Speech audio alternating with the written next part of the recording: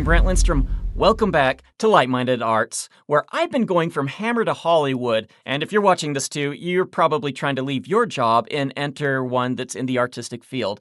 Now, we're going to be learning some tools that will help us go from being a struggling artist to a working creative. So it's going to be great. Stick around. By the way, stick around to the end because I've got a short skit for you called I Know What You Spent Last Summer. Hey, welcome back. So today on Like-Minded Arts, we are going to be talking about money. So if you've been following any of my videos before now, you'll notice that a lot of them have focused a lot on personal development rather than the money side of things. And that's incredibly important for when you want to become a wealthy person and someone who's not a struggling artist. However, we do need to start getting into money. And before we do, I want to have this one last personality enriching conversation with you as to how we build our relationship with money. Because if you end up getting a lot of money and you get it for the wrong reasons, it can create some issues for you down the road, okay? So let's dive into it. And to begin with, I want to share with you a scripture. And I'm not trying to get preachy or nothing, but this is a scripture that probably caused a little bit of confusion for a lot of people. So the scripture is in 1 Timothy 6:10. It basically says that the love of money is the root of all evil. I'm pretty sure you've heard some version of this in your life. But the trick is, you notice it says the love of money. It doesn't say money itself is the root of all evil, because let's think about it. Money itself is neutral. It's when we start loving money that it becomes more like an idol. It becomes tied to our ego. And when that happens, money does create some pretty negative impacts on us and those around us. But I also want to go into the culture surrounding money because money really does create some really wild emotions, okay? It's something that we all feel very passionate about. It's something that we are probably, a lot of us are hypocrites about. So what do I mean by this? Okay, so I came from a perspective of not having a lot of money growing up. In fact, when I was a little kid, my family actually qualified for welfare. We didn't actually take it, I don't believe, because my parents were a little too proud to actually accept that. But we did qualify for it. When you're a little kid, your perception of money is a little bit skewed. I didn't really see myself as poor back then.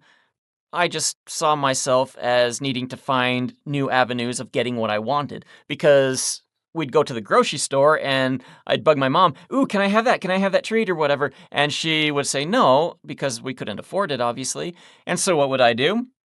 I'd do the 5-finger discount, I'd shove it into my pants, and I'd try to get out of the store without anyone noticing. It's really humiliating when the store manager pantses you in front of all the customers, everyone there, to retrieve the items that you were trying to conceal in your underwear. Yeah, I don't actually do that anymore, by the way. I have repented of that. I do not shoplift. I just share with that with you because I did have experience with that. I know what it was like to be poor growing up. In fact, my parents know about it a lot better than I do because I didn't have the actual pressures that they had to deal with. Even now when I talk to my mom, she tears up when I mention those times. But growing up, even through junior high and high school, I felt a weird association with money. I felt like any Lindstrom out there was destined to be poor because I didn't know any of my relatives who actually had a lot of wealth. It was just something that I thought, you know what? They're poor, we're poor, and I'm probably going to be poor myself. And it never really occurred to me that I could actually have a measure of wealth. And I think there's a lot of people who feel that way. That myth was totally busted when my dad, who is an incredibly smart guy, works super hard, very ambitious, was able to break that mold and show me that, yes, you can actually make your way to some higher tiers in the wealth ladder. And I'm really grateful he did that. He's my hero for showing me that I didn't have to be stuck with this confining mentality that I had assigned myself. No one gave it to me. I gave it to myself, okay? But when you're in that situation, you tend to also think other things about money. Like if I was to ask you, do you want to be rich? Who would raise their hand? You all would, right? Of course you would. Everybody wants to be rich. Everyone wants a safety net financially. But when you're not rich and you're looking at people who are, you start making excuses for yourself. You start saying things like, I bet they're not any happier with all that money. Or, I work so much harder than they do. How come they have so much of it? Or, like the one that I had, nobody I know in my family has ever had any amount of money. I'm likely not going to either. You can come up with a whole range of other things. I mean, tell me in the comments some of the ideas that you've had about money or that you've seen about money that kind of hold you back culturally. But it happens. Then we start hearing things like, oh, the love of money is the root of all evil, or we shorten it down to just say, money is the root of all evil. And then we just end up with a toxic relationship with money. However, how many people do you know that actually do have a lot of money that are really great people? I, for one, have a couple of people that I know that are super rich. I mean, we're talking probably on their way to becoming billionaires. I don't know if they're going to make it there or not, but they're pretty high up there on the rung of wealth creation. And they're such good people. I've noticed that, I mean, they're fully active in their church groups. They are fully active in their communities. They're serving other people all the time. They're donating money. They're doing a lot of good things in their communities.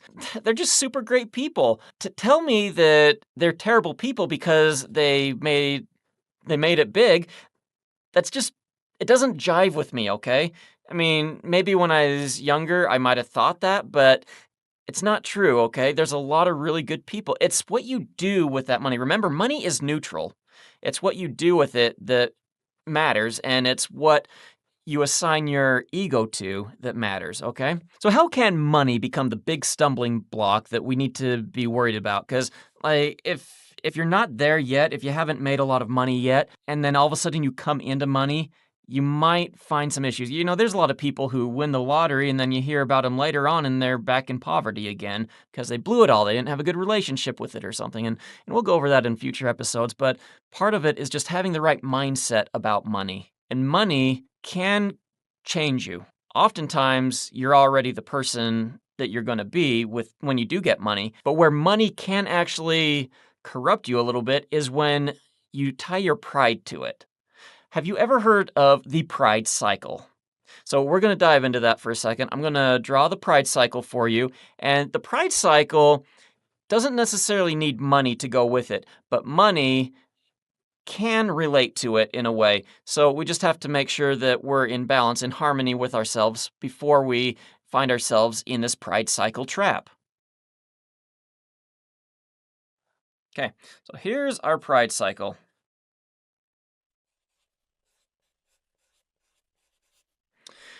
All right, now let's start up at the top here. At the top, we'll start with somebody who's really humble, okay? They're very humble. When you are humble, you are teachable, okay? That's a good spot to be in. And when we bring money into the equation, we often feel like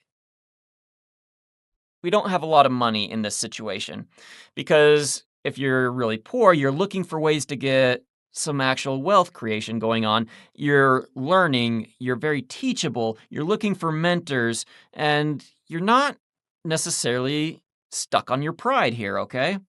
So now what we're going to do, say we've been learning a little bit, we come down along the pride cycle to the next level here where we have actually learned something. And once we've learned something, we start to find a measure of success. We've turned that dollar into something positive, okay? So this is a very good spot to be in. Honestly, this is a good spot to be in too, if only we weren't so poor, okay? But remember, the money doesn't have anything to do with the pride cycle. I'm just relating the money to the pride cycle, okay? So once we've learned a lot of things, we've started finding some success, maybe we've started making a lot of money or some money, then we start coming down the pride cycle here, and we end up here, which is we are very prideful.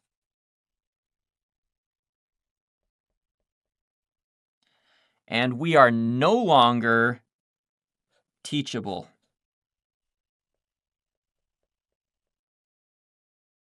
In this instance here, maybe we're doing all right for ourselves. We are probably making pretty good money, and we're thinking pretty highly of ourselves. I mean, we're at the top of the rung here. We are business gurus. We're rich, okay?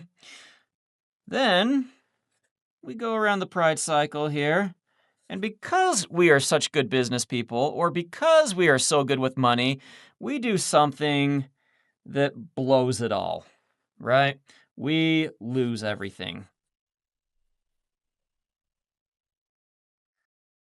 That really sucks. It hurts, okay? And on this end here, we are being humbled. Okay? This is not a fun place to be in. When we're here, maybe all that money we had goes out the window again. Maybe even more. Okay? Just not a fun place to be in. But what happens after we've been humbled is it takes us up the pride cycle again to where we are now teachable. We may not have a lot of money anymore, but we are teachable and we can start moving back around. And you notice it's a circle, it keeps repeating itself over and over for a lot of people. Now, this pride cycle has been well documented over thousands of years. It's been documented personally, culturally, or even on a nationwide level here. Nations have risen and fallen based off this pride cycle. I mean, you don't believe me? Just look at the Bible. That's probably the best history we have that I can readily think of. And there's so many examples in there. Take, for instance, King Solomon, the all-wise, all-rich King Solomon. So King Solomon, he started out, he pretty well started out as a humble dude, okay? When he prayed to God because he was going to be king, he's like, I don't know what I'm doing. Can you bless me with some wisdom so that I can lead these people appropriately? Guess what happens?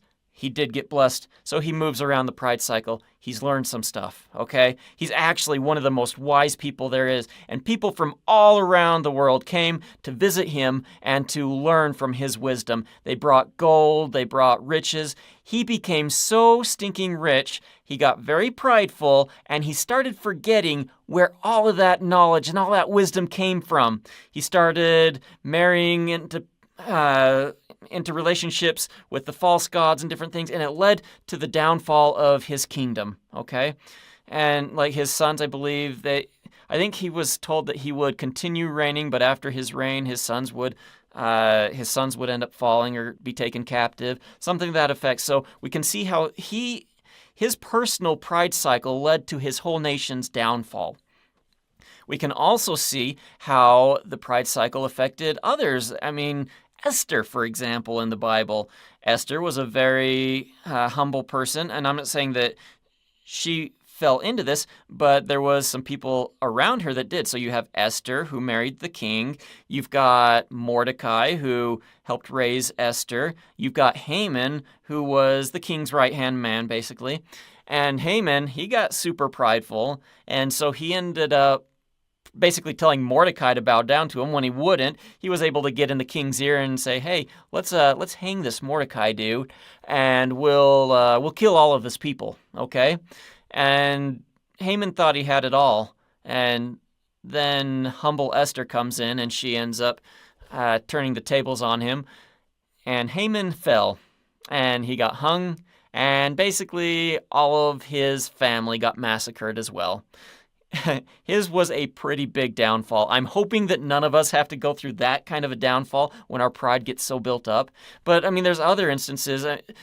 Maybe you're not familiar with the Book of Mormon or some of the stories in there, but one that I know of in there is from the time of the Tower of Babel, when this group called the Jaredites, they were really humble, but the Tower of Babel, God was displeased. He was changing everybody's languages, and they didn't want their languages changed. They wanted to still be able to communicate with their families. So they were real humble. They prayed to God. He preserved their language, and then they went out He actually sent them to America. They got there, and they became a very rich and powerful nation. They became prideful, and they fell, and basically their entire civilization was wiped out. Okay? Pretty tough, this pride cycle, and we see it on a personal level too. I've experienced this on a personal level. So I grew up poor, okay, and then I did a lot to try to learn and to grow, and eventually I started finding a measure of success in my career, and I started thinking, hey, I'm not that bad of a businessman, and maybe I'm a really good businessman because I'm doing pretty good for myself here, okay? And so one day my brother-in-law, he comes to me and he says, hey, I would like to help. I'd like to start a business. And so I said, great, let's start a business. I'm a business guru. I can help you with this. And so we started a company. And just so you know, I am a contractor. I'm a pretty good general contractor. Been doing that for a while. And during that time, I've also built swimming pools. And I knew how to do this. So I talked with him and I said, well, what do you want to do? Do you want to start a swimming pool company? And he's like, yeah, let's start a swimming pool company. And rather than doing what maybe now I know I should have done, I did what I thought I should have done at the time. And I ended up losing about $500,000 on that swimming pool company. Ouch! And it wasn't anyone's fault but my own. And I thought I knew what I was doing. The whole way up until it crashed down, I thought I had this under control. And yet, it still tanked, okay? I was humbled.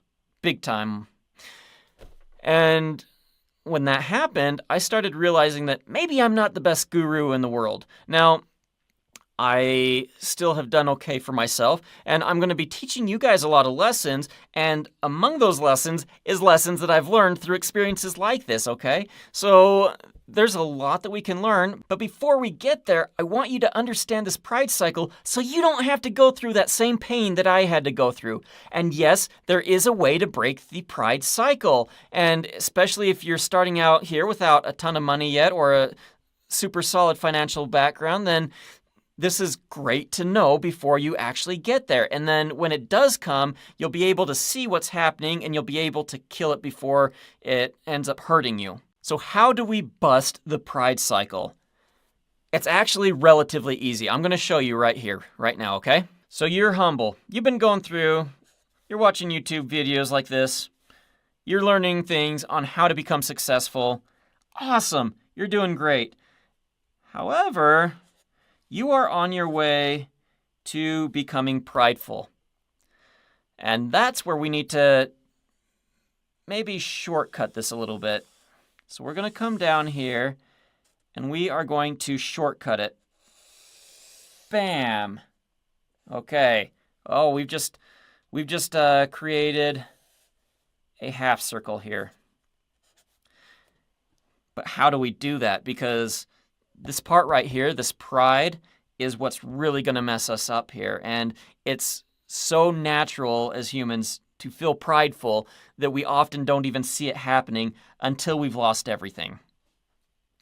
So what we need to do to bust that pride cycle before it happens is to start putting in place safety measures, okay? Now, what are these safety measures going to be? We're going to start here while we're still humble. We are going to give up one of our most valuable things that we have. And it's not money, because obviously we don't have money. We are going to be giving up our time. To what? To service. Time is one of those things that no matter how rich you are, you still have the same amount of time in a day. We only have 24 hours a day. We only have 7 days a week.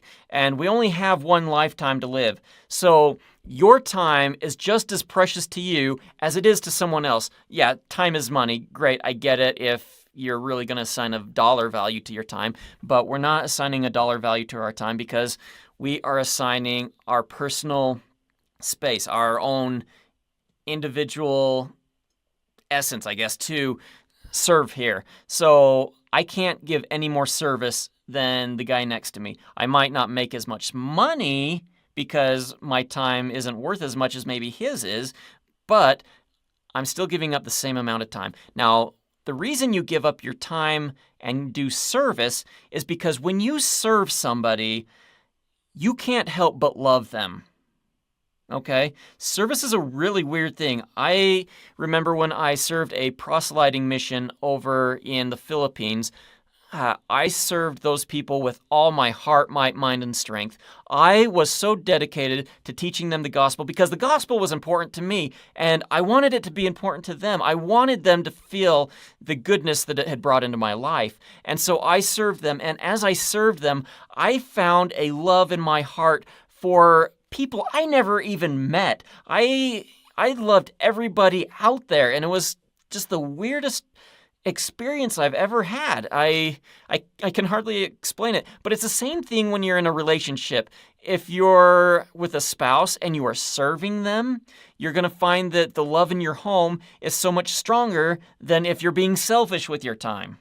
Service and love are pretty well tied hand in hand together, okay? So if you're serving, you're not going to be prideful because you love that person. Pride is something that we place on ourselves to elevate ourselves above other people. The next thing we can do is we can donate. Donate. There we go. So we're donating. So I actually put this a little bit above the dollar sign here because even before we make a lot of money, it's still important that we are giving of our means to help other people. When I didn't have a lot of money, I was still donating my money to help the poor. I was still donating my money to charitable causes. And then when I did start getting money, I scaled that up. So for me, every quarter, I have a certain amount of money that I donate to charitable causes. And I've been doing this for years and years, and the more money I make, the more money I feel comfortable donating.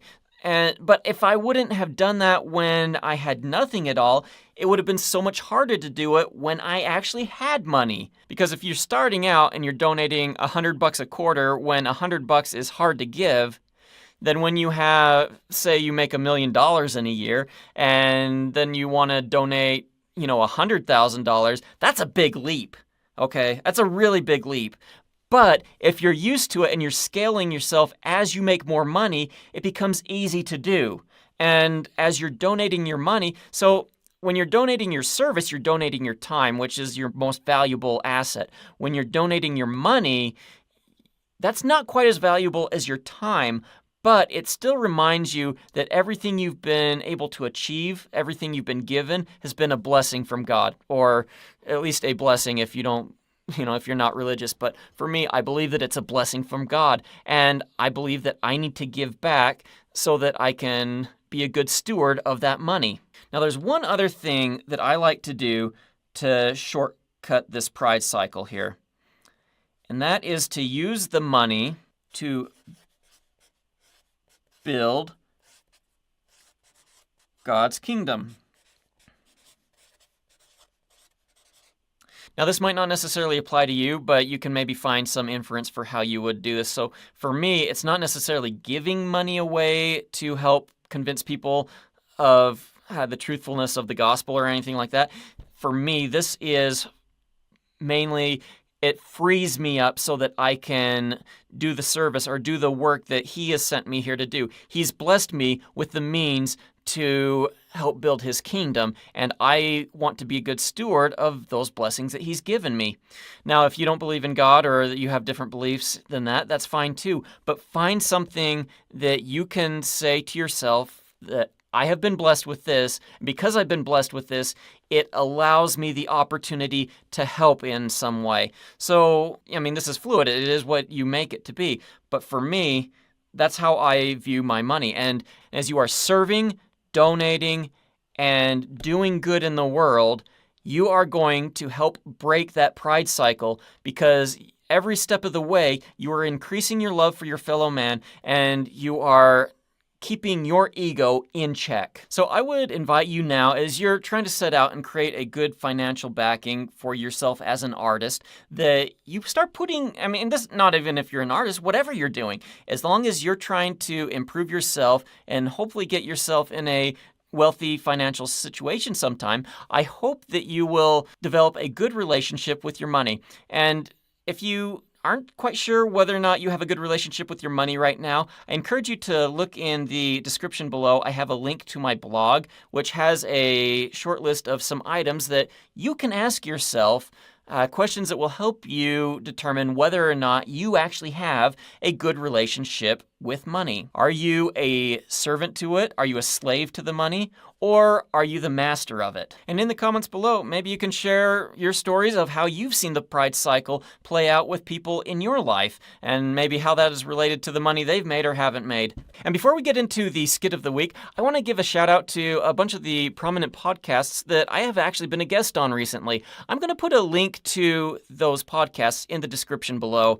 And also, if you haven't heard, I have a podcast now also, and you can find that on my website at www.lightmindedarts.com. And if you have found any measure of financial success and you're a working creative, I would love to interview you on that podcast and share your message and your experiences with everybody on the channel. But in the meantime, don't forget to like and subscribe. And now it's time for I Know What You Spent Last Summer. See you next time.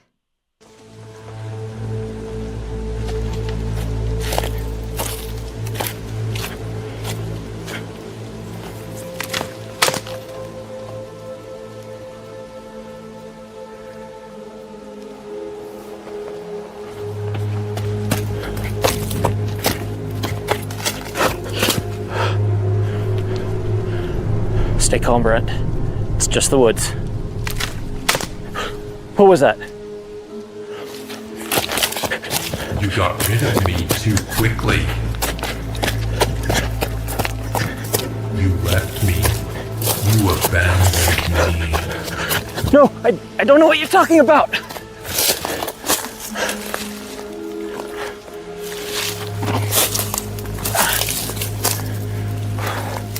What kind of nightmare is this?